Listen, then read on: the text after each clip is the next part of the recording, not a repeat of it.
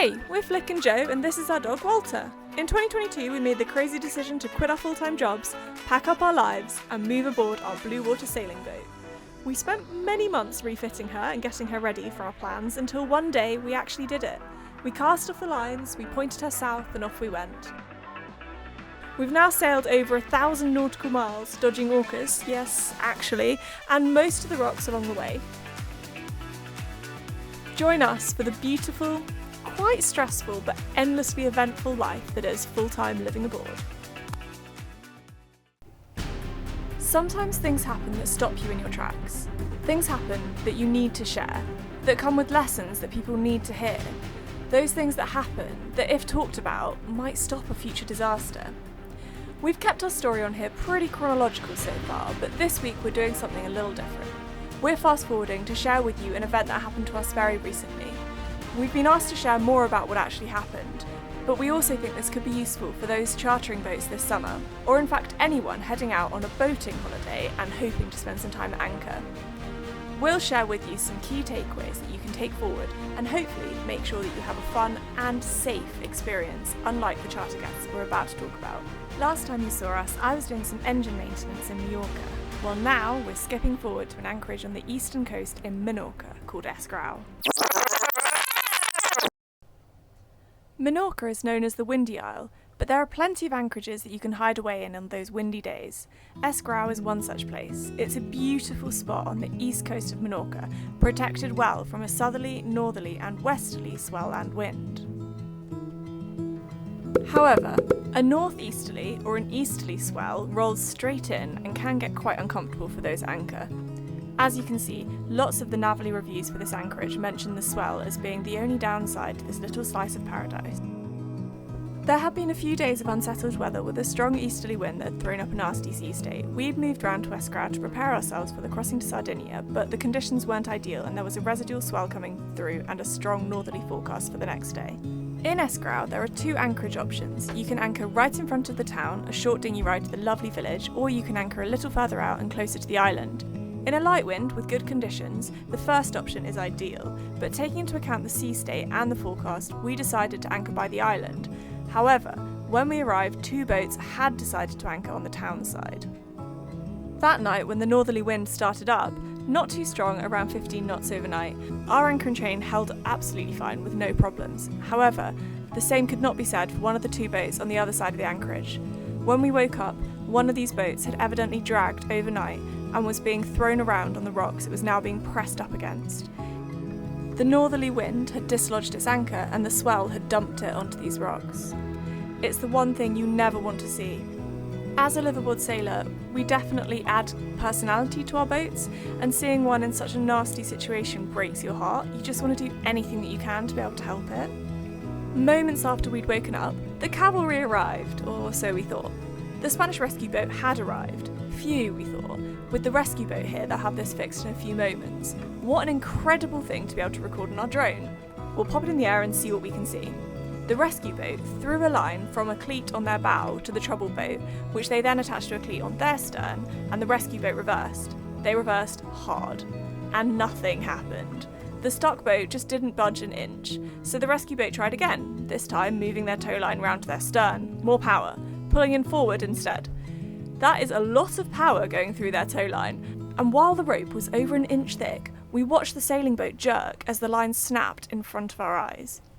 With this, it was clear that the rescue boat felt that they had done all that they could, and that boat was stuck and there was nothing left for them to do, so they headed off on their way.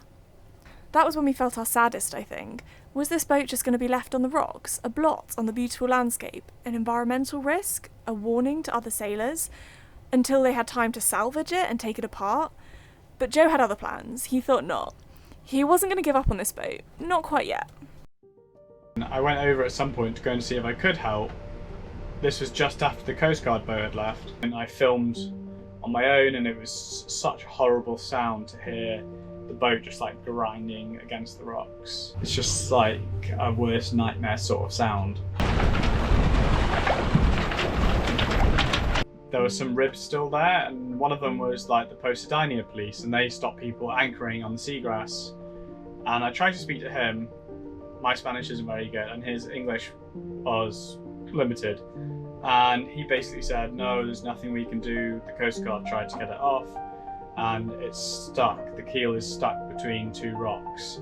And I was like, no, but we can try pulling. You pull from the top of the mast. You use a halyard and you pull from the top of the mast and you lean the boat over. And I tried to explain and he was like, no, it won't work, sort of thing. Or he didn't understand me. It was kind of quite confusing.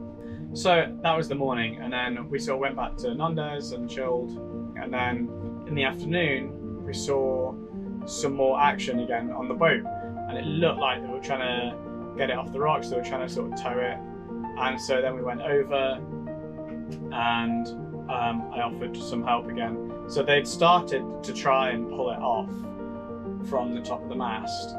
They were just using the halyard, and the halyard wasn't long enough, so I basically just took over a load of lines so they could tie more line to the halyard and then get a better angle for pulling the boat over. So they tied loads of line on, and then they sort of tied onto the back of the boat and then put some power on with just this rib that's probably like a 50 to 70 horsepower engine, and pulled the mast over. And I had another line, and I was trying to reverse the boat off the rocks as they were pulling it over, and we got it to move like a good chunk. It moved like a meter or so, and it came away from the cliff, so we definitely got it like halfway off the rocks. And then we tried some more and we couldn't get it off any further, and then we decided maybe we need to swap over. We need more power pulling the boat backwards rather than pulling the mast over. When we swapped over, and all whilst that was happening, another boat came from a catamaran, and they had a 20 horsepower engine on their dinghy, and they tried to come and help as well. So we tied our dinghy to the front of their dinghy, the 20 horsepower dinghy, and we both tried to pull the mast over whilst the rib was trying to pull the boat backwards. And actually that was a bit of a fail because it was swelly. The boat was rocking and like sort of being slammed against the rocks, and every time the boat would rock, our dinghies weren't heavy enough, so actually it would almost lift our dinghies out of the water. And it got to one of the waves where the 20 horsepower boat almost basically got flipped on top of itself. So we ended up calling quits on that method, and then we swapped over. So again, back to the original plan. So the rib pulls the mast over, and then the 20 horsepower tries to pull the boat backwards off the rocks. And at that point, I was actually surplus to requirement, apart from just lots of words of encouragement. Because the Spanish guys didn't think it would work.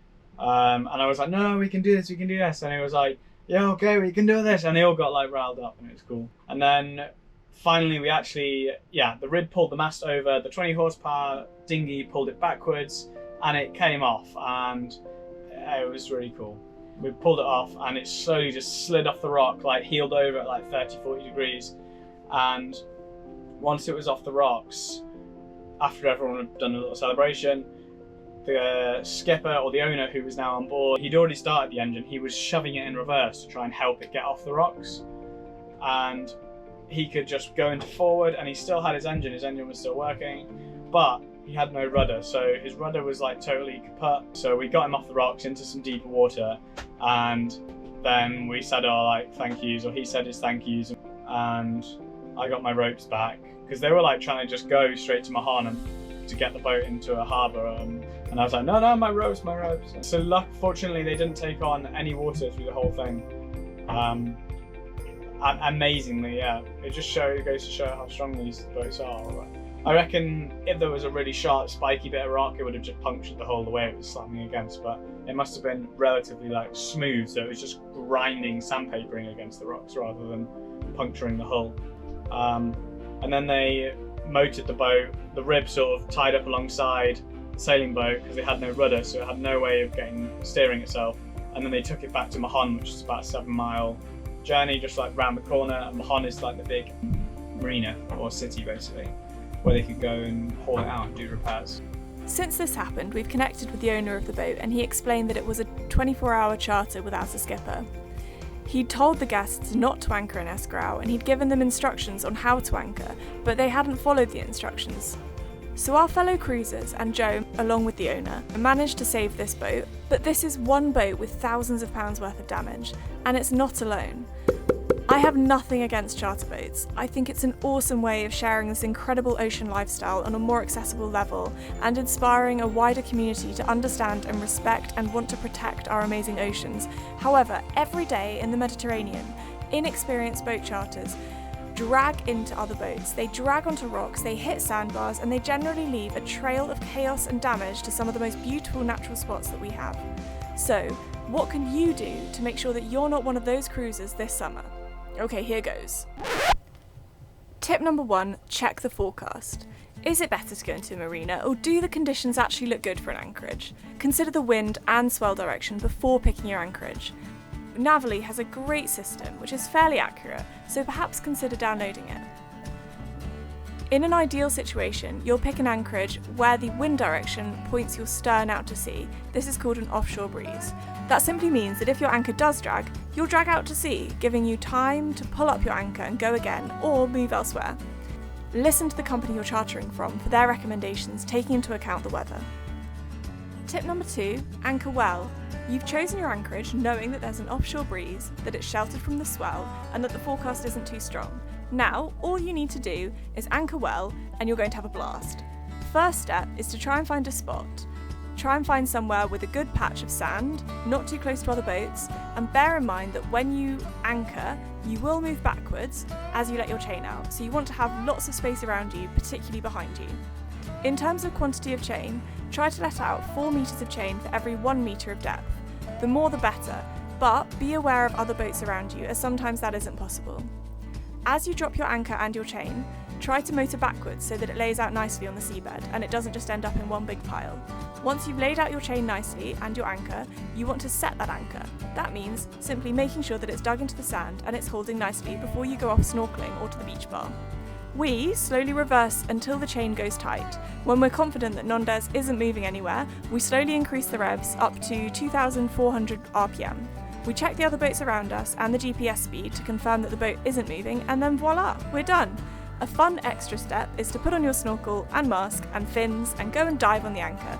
From there you can check how well it's dug into the sand and whether it has fouled any rocks or old cable or chain in the water.